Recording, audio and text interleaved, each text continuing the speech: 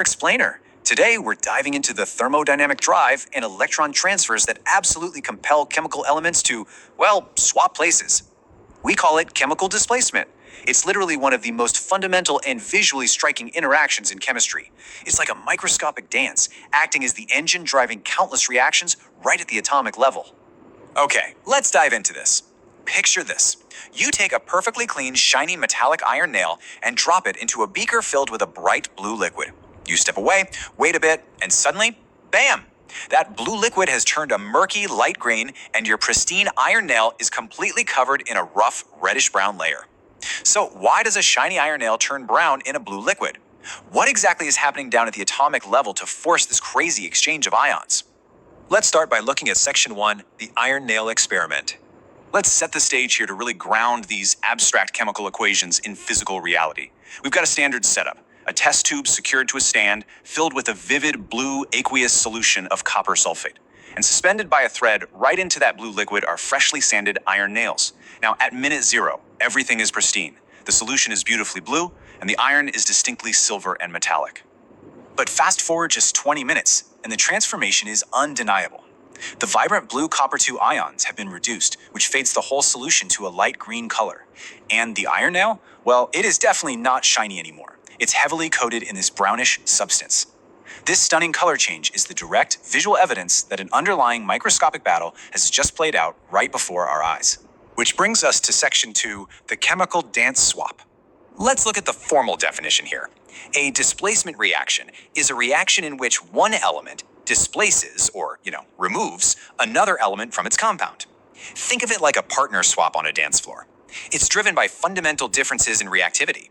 When a more reactive element encounters a compound with a less reactive one, it cuts in. It forces an electron transfer, oxidizes, and completely steals its place.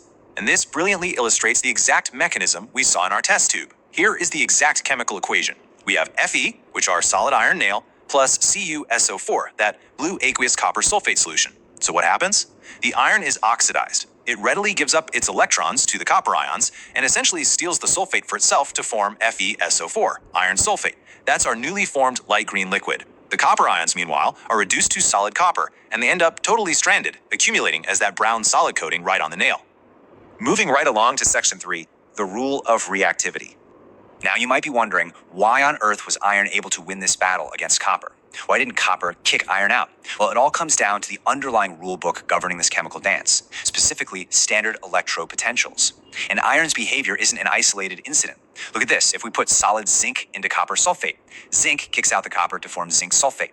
If we put solid lead into copper chloride, lead kicks out the copper to form lead chloride. No matter which of these stronger metals shows up, copper always gets displaced. As this quote, pulled directly from our source material, plainly states, zinc and lead are more reactive elements than copper. They displace copper from its compounds. This right here is the absolutely crucial core rule of our microscopic drama. The stronger, more reactive elements will always cut in and displace the weaker ones. Because iron, zinc, and lead sit higher on the reactivity series, they simply have a much greater tendency to form positive ions than copper does.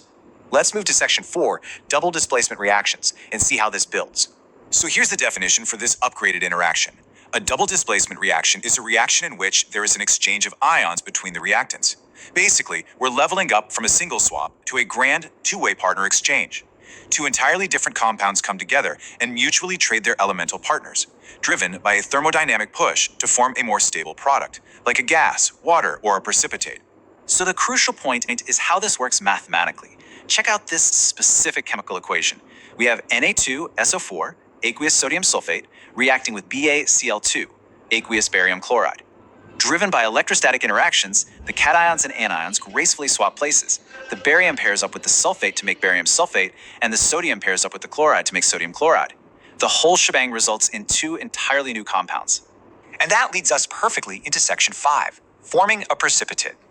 This specific double displacement reaction leaves behind some really distinct physical evidence. Let's break down the timeline. Step 1, you mix your aqueous sodium sulfate and barium chloride, both perfectly clear liquids, by the way. Step 2, the microscopic ions completely exchange places. And then, Step 3, bam, a solid, bright white substance instantly forms right there in the liquid. This happens because the new compound instantly reaches and exceeds its solubility limit, which essentially forces it right out of the solution. That sudden white solid? Well, in our equation, that was the newly formed barium sulfate, and chemists call that a precipitate.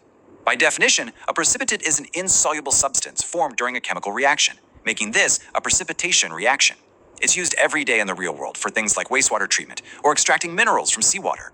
It's a fantastic reminder that while chemistry is highly structured by rigid rules, the physical results can be totally surprising. Which brings us to a final provocative thought.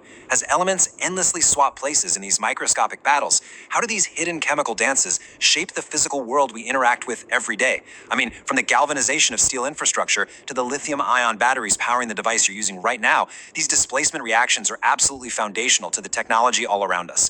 Keep your eyes open, because this chemical exchange never, ever stops. Thanks so much for learning with us today on this Explain.